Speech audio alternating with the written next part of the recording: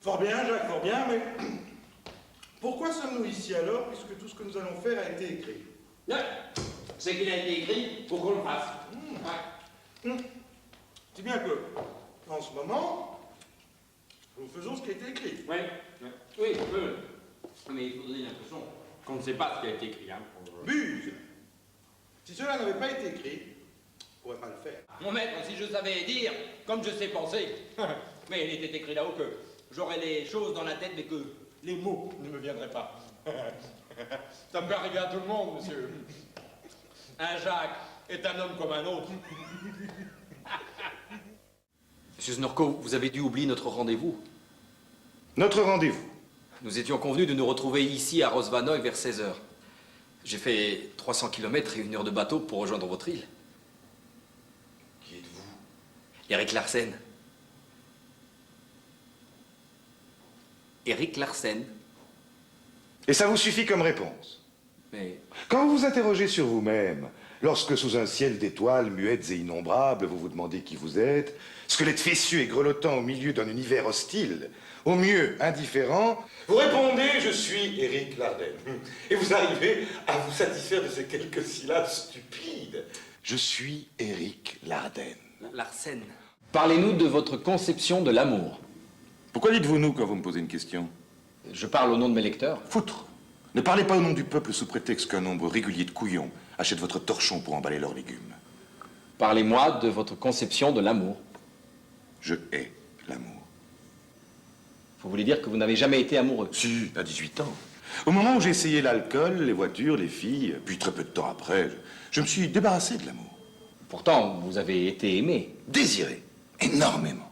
Je ne compte plus le nombre de jolies filles qui m'ont offert leur corps et leur vie. Ah, et alors? Et alors?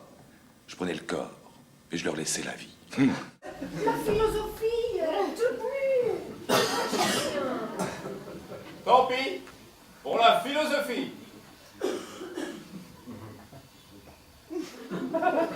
Monsieur Diderot.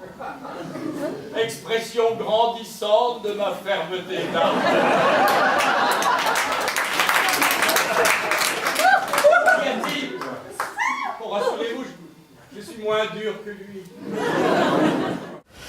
Et nous allons donc suivre ce couple à travers 7 années de vie privée. C'est si difficile que ça d'être honnête? Voilà, c'est reparti. Mais je te dis, je suis enceinte. Ton premier mouvement, c'est quoi? Mais j'ai rarement de premier mouvement, comme tu dis, je suis plutôt handicapé de ce côté-là. Mais tu veux un autre enfant, oui ou non? Je n'ai pas vraiment d'objection. Parfois, je sais exactement ce que tu sens, ce que tu penses. Et je suis prise d'une profonde tendresse pour toi. Je m'en oublie moi-même presque complètement. Tu comprends ce que je veux dire? Oui, je comprends ce que tu veux dire. Cela faisait 2 ans qu'Alain Lempoul, directeur de la DAC, travaillait sur ce projet. Cette fois, c'est fait. Du 1er au 14 avril, les premières francophonies théâtrales de Bruxelles auront bien lieu. Au programme du théâtre, venu de France, du Canada, du Luxembourg, de Suisse, d'Algérie, d'Afrique centrale et de Belgique. Des expos, films, colloques et rencontres, le tout au Palais des Beaux-Arts pour un budget de 20 millions, dont pas moins de 10 500 000 francs de subvention. Objectif et esprit de la manifestation avec Alain Lempoul, avant bien entendu de voir de visu la qualité de ce festival qui, à l'inverse d'autres événements, sera biennal.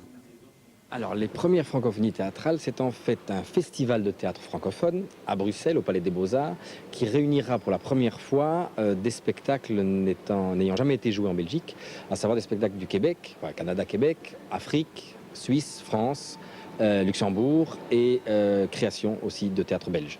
Donc en fait, nous avons été vers le public en espérant qu'il soit intéressé par les multiples francophonies qu'on peut rencontrer dans le monde.